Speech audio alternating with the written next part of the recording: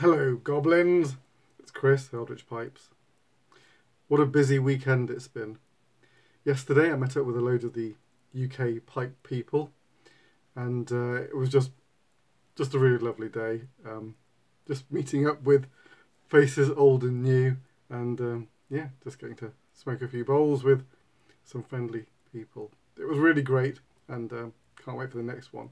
Although I think we might have the UK pipe show before we have a next meetup, unofficial meetup. It was nice to see Chris Shaw.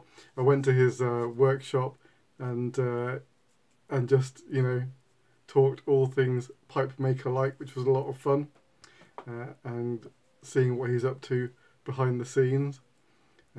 Yeah, I hope I can visit all the other UK pipe makers at some point, but we are kind of all across the land, so who knows when that'll happen, but it'll be good, I'm sure. Also, I've just come back from seeing, I went to see Doctor Strange in the Multiverse of Madness today, and it was cracking. Really enjoyed it. I don't know if you're into that kind of thing or on the fence, wondering if it's worth going to see. I really enjoyed it. Better than the first Doctor Strange, and I really enjoyed the first one, so it's good stuff. I wanted to show you, last week I showed you the amber that was a success, the amber swirl, which should be in the new range whenever that comes out, of the vintage colours with a swirl in them. And the amber had got the thumbs up, both from myself, it was looked like what I wanted, and from Micah Crider. But I hadn't nailed the Yeti Blue version. So I'll show you now this week's experiment, and I really like this one. This again is like the amber, it was a more complex mix. This had to be sort of dialed in, and there's still possibly a bit too much white. So it's just a term in terms of percentage, so ideally this will bring down the percentage of the white now, but you can see like it goes into light blues and dark blues and then really dark where it's just the Yeti Blue on its own. And yeah, very pleased with that one. It's very close. You can just somehow get the white down. Now I'm going to try and show you another one, but my Samsung phone doesn't pick this colour up very well, and so I'm wondering if my tablet will. Let's see how it looks. Oh, it does come through. Okay. It's violet. Now, I was not able to do violet in the single colour vintage range because this stuff is just so dark you can't even tell what colour it is. The infrared is pretty damn dark, but this is even darker. But with the white in it, swirling through, you can finally actually sort of see the colour. Now again, this isn't perfect. It's getting there. It's getting close to what I want, but it needs to have that white sort of backed off a bit. So I might have to dink with some levels in there, but I'm pleased with the direction it's going in. On that score, I thought I'd show you a completely failed experiment. The experiments that you've just seen there, including the amber from last week,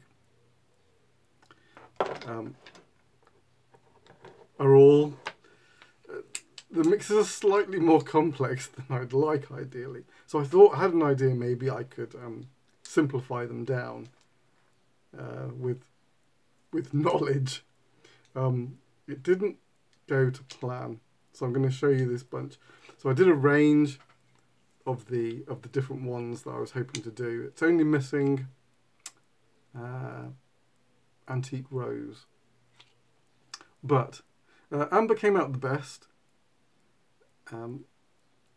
Some white poking through that ideally it wouldn't, but it's a nice look. Not quite as nice as the other one, but not bad. Let's have a look at the violet.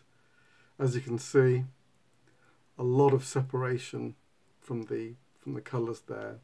Nearly none at the top, although there is some detail in there that's quite nice. But as you can see, the white has more or less sunk to the bottom. Not ideal.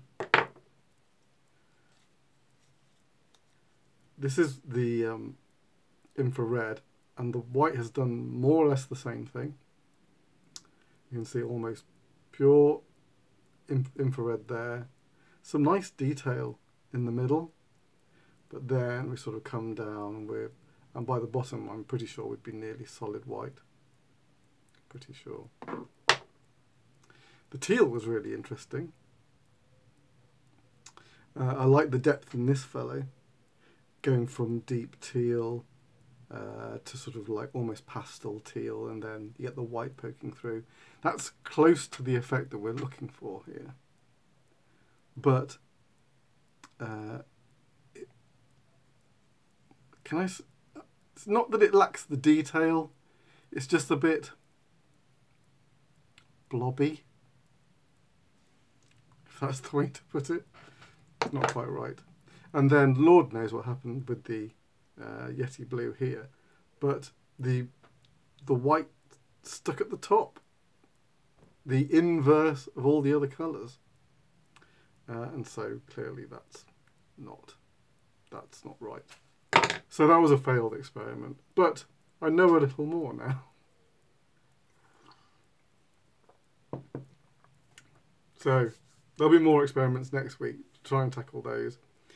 It is as I feared. I'm going to have to deal with each colour at a time, and every time there's at least 3 elements I'm tinkering with: the percentage of pigment in the colour, translucent colour, the percentage of pigment in the translucent white, yes, there's translucent white in it, and the percent of colour in the opaque white.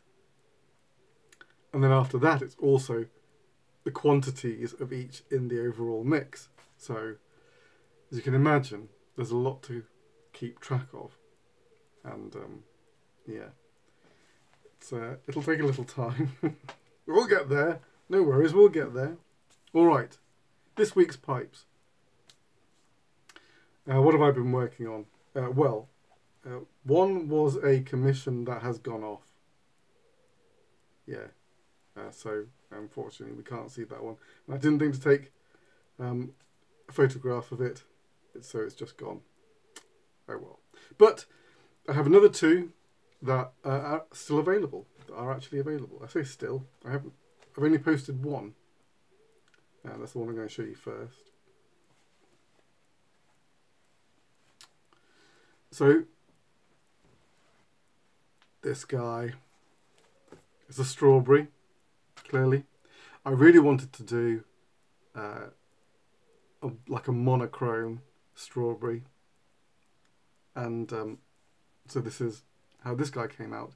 I used Smoke Cumberland for this chap, which is black and white, but I call it smoke because usually in the other Cumberland you tend to get a range of detail from very fine detail to more broad detail, but with this black and white it always stays really fine, this like almost mosaic type pattern. So I call it smoke, and it usually starts like that and finishes like that. I think maybe the top of the rod is slightly more black heavy and the bottom of the rod is more white heavy, but more or less this is what you get, which is very pretty in its own way. Nice lovely blast on this fellow. Plenty of ring grain and plenty of straight grain as well. You're getting that sort of like cross-hatching effect. Super cool.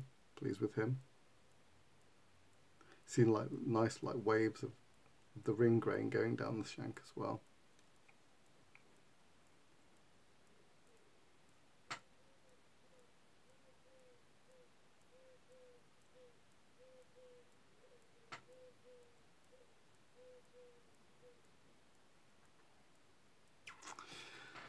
Done as a half saddle stem, which if you Know My Strawberries is how I do all of them. That's the look I like. So there you go. Monochrome Sandblast Strawberry. He's available.